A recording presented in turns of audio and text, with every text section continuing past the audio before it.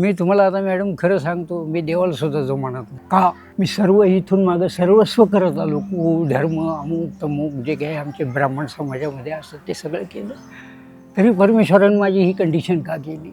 आता माझ्या इथं पर्वतीला मी रात्री अपरात्री जायचो. एक असं बेराड होतं की त्यांना खायला नसायचं आणि त्यांचा बाप मेलेला, तर 5-6 पोरं आणि ती म्हातारी.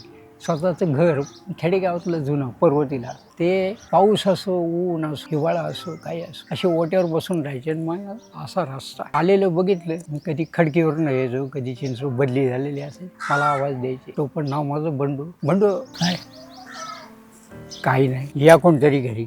आणि जेवढं माझ्या नावाचं असायचं बायकोला सांगायचं मला एक चपाती एवढा भात काढ, बाकी देऊन टाकतात.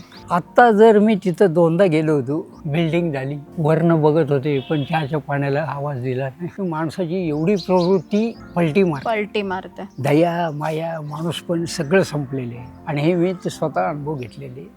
त्यामुळे त्या देवाला मानून काय उपयोग आहे. तर माझी फार छेड आहे, खोटं नाही सांगत, मनापासून सांगतो. कारण का अरे मी एवढं सगळं करून तू माझ्या मागे हात धुवून लागला. मी काय केलं, कोणाचं वाईट नाही केलं, काही नाही.